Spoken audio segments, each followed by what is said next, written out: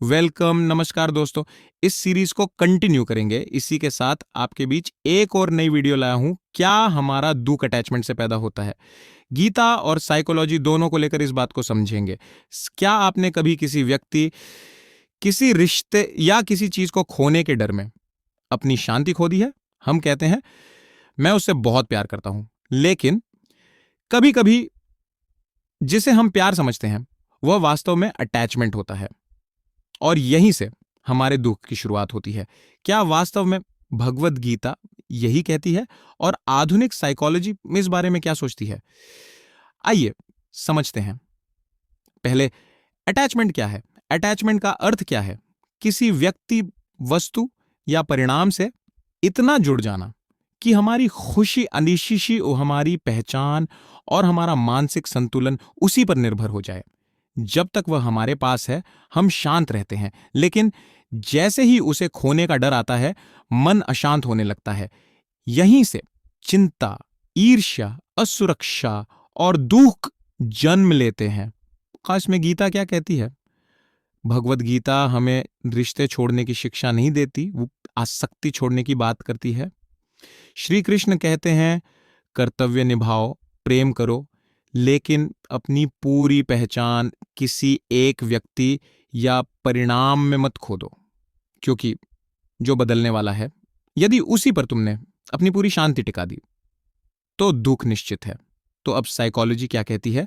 Modern psychology भी बताती है कि इंसानों को स्वस्थ रिश्तों की आवश्यकता होती है, लेकिन जब हमारा आत्ममूल्य पूरी तरह दूसरों की स्वीकृति या किसी एक रिश्ते पर निर्भर हो जाता है तो इमोशनल डिपेंडेंस पैदा होती है। ऐसी स्थिति में हर छोटी दूरी, हर असहमति और हर बदलाव हमें भीतर तक तोड़ सकता है। यानी समस्या प्रेम नहीं है, समस्या अपनी पूरी पहचान किसी और में खो देना है। हमें समझना पड़ेगा कि प्रेम और अटैचमेंट में अंतर क्या है। प्रेम कहता है मैं चाहता हूं कि तुम खुश रहो। अटैचमेंट कहता है मैं तभी खुश रहूंगा जब तुम मेरे अनुसार रहोगे। प्रेम स्वतंत्रता देता है, अटैचमेंट नियंत्रण चाहता है। प्रेम विश्वास से जन्म लेता है, अटैचमेंट डर से जन्म लेता है, और जहां डर होता है वहां मन कभी पूरी तरह शांत नहीं हो पाता। आज की जिंदगी में इसका अर्थ क्या है? आज कई लोग रिश्तों के टूटने से नहीं, बल्कि उनसे जुड़ी अपनी अपेक्षाओं के टूटने से दुखी होते हैं। हम चाहते हैं कि लोग हमेशा हमें समझें, हमेशा हमारे साथ रहें, हमेशा वैसा ही व्यवहार करें जैसा हम चाहते हैं। लेकिन जीवन परिवर्तन का नाम है, लोग बदलते हैं, परिस्थितियां बदलती हैं, और यदि हमारी शांति केवल बाहरी चीजों पर टिकी होगी तो वह भी बदल जाएगी। इसमें श्री कृष्ण का संदेश क्या है?